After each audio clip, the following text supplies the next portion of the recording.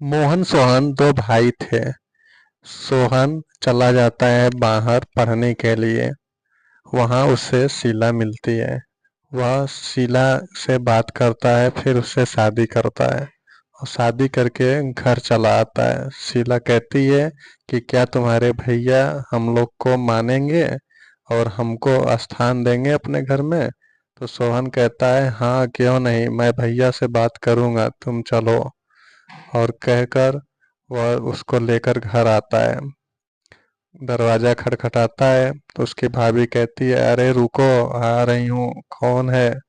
फिर आती है, खोलती है तो देखती है सामने मोहन खड़ा होता है।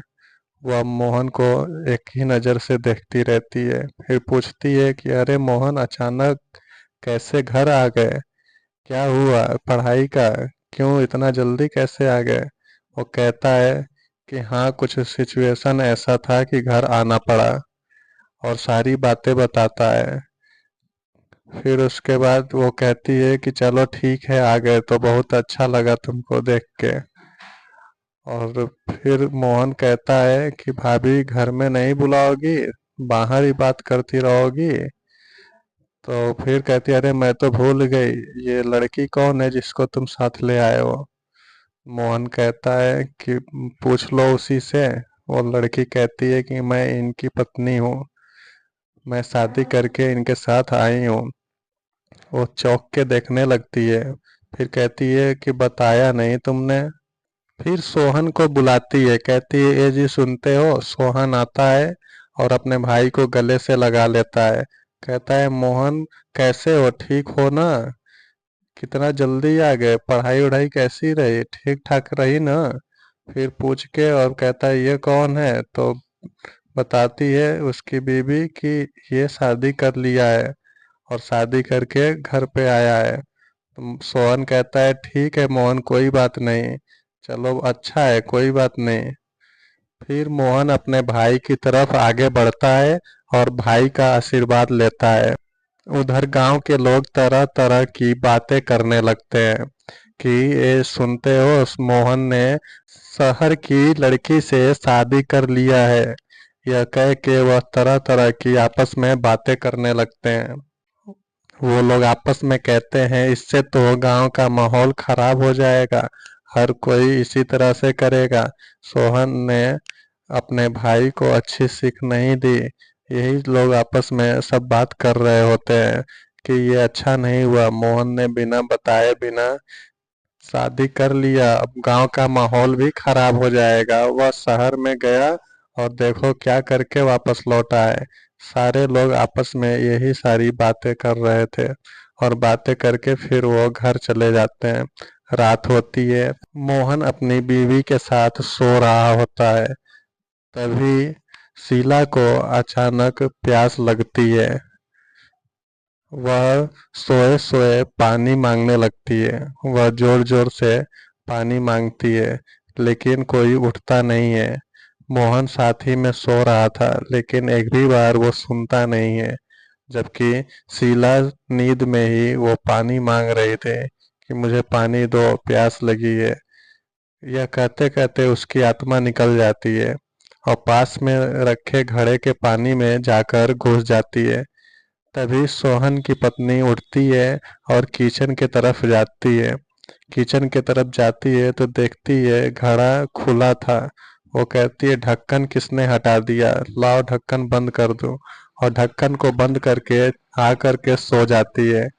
तभी उसकी आत्मा उसी में कैद हो जाती है और उसी में रहती है, चिल्लाती है कि मुझे यहाँ से बाहर निकालो, बाहर निकालो।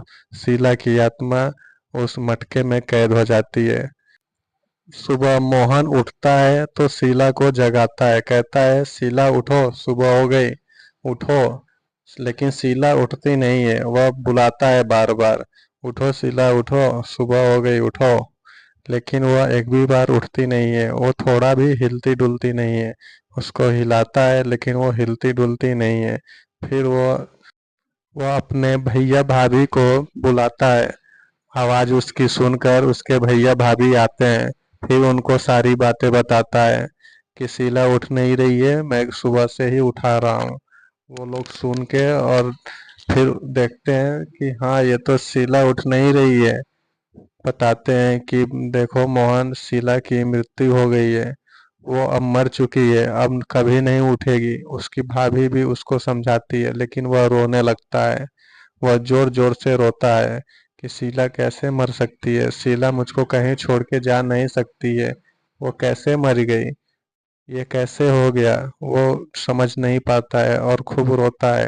अपने भाभी से कहता है कि ऐसा नहीं हो सकता है, ऐसे कैसे हो गया भाभी। तो उसका भाई बताता है कि छोड़ो, जाने दो, पता नहीं क्या हो गया। अब चलो, अब इसके आगे जो करना है करो। तभी गांव के सभी लोग आ जाते हैं, कहते हैं कि हाँ हाँ भाई, चलो अब उसको अंतिम संस्कार के लिए ले चलना होगा। और कह करके आपस में बातें करते हैं। सोहन से कहते हैं, सोहन कहता है हाँ भाई ठीक है। और गांव वाले सब लोग तैयार हो जाते हैं उसके अंतिम संस्कार के लिए। इधर मोहन का रो रो कर हाल बुरा था। वो कहता है नहीं, कोई इसको ले नहीं जाएगा, इसको कुछ नहीं हुआ है, ये सो रही है। तो किसी तरह से मनाकर गांव वाले ला करके और उसका अंतिम संस्कार कर देते हैं। और बेचारा मोहन रो रहा होता है। इधर शीला की आत्मा उस मटके में कैद थी। जब मोहन आता है किचन की तरफ तो वो आवाज सुनता है कि शीला कहीं से मुझे बुला रही है। वो अपनी भाभी से कहता है कि भाभी, शीला की मुझे आवाज सुनाई दे रही है, वो मुझे कहीं से पुकार रही है। तो उसकी भाभी कहती है मुझे तो कहीं नहीं सुनाई दे रहा है, तुम्हें उसका सदमा लग गया है, चलो जाओ सो जाओ। फिर सोहन आता है, कहता है कि भाई चलो आज तुम मेरे साथ सो जाओ, तुम्हारी तबीयत ठीक नहीं है। तभी मोहन की भाभी सो रही होती है तो उसे भी आवाज सुनाई देती है। शीला मटके में से वो बुला रही होती है। ये सब देखकर अगले सुबह मोहन की भाभी एक तांत्रिक को बुलाती है। तांत्रिक घर में आता है और झाड़ फूक करने की सोचता है और कहता है कि इस घर में किसी आत्मा का वास है। वह झाड़ फूक करके और फिर बताता है कि यहाँ पे एक मटका है, उस मटके में किसी की आत्मा है। वह तांत्रिक मोहन की भाभी से कहता है कि यकीन मानो इस घर में है। और फिर वह बताता है कि वो इसी मटके में है। किसकी आत्मा है मुझे नहीं पता, लेकिन मैं ध्यान लगाकर पता कर सकता हूँ। फिर वो ध्यान लगाता है तो ध्यान लगाने से उसको पता चलता है कि यह शीला की आत्मा है, वही जो मोहन शादी करके जिस लड़की को लाया था। वह कहता है कि मोहन, तुम्हारी बीवी का आत्मा इस मटके में है, वो इसी में कैद हो गई है और उसकी मृत्यु हो गई है। फिर वह बताता है कि इसको एक उपाय है, इस संकट से दूर हो जाने के लिए एक उपाय है।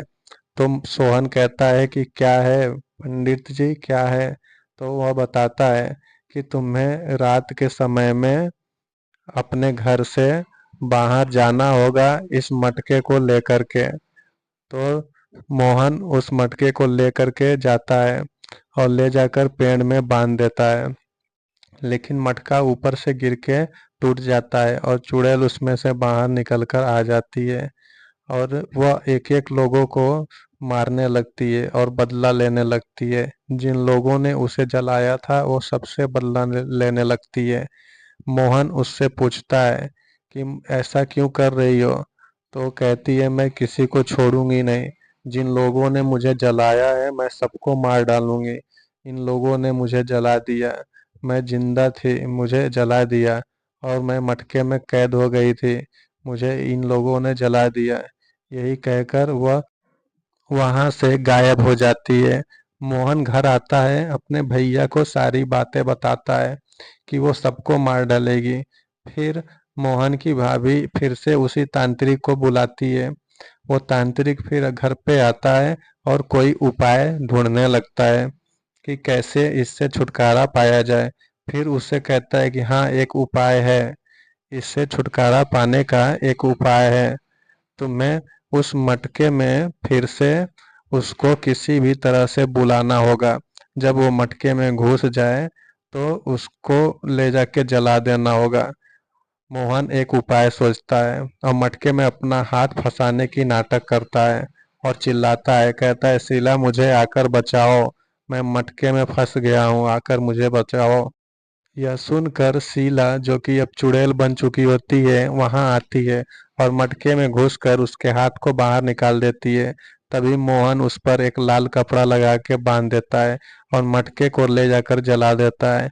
इस प्रकार शीला की आत्मा को शांति मिल जाती है और वह अपने भाई के साथ रह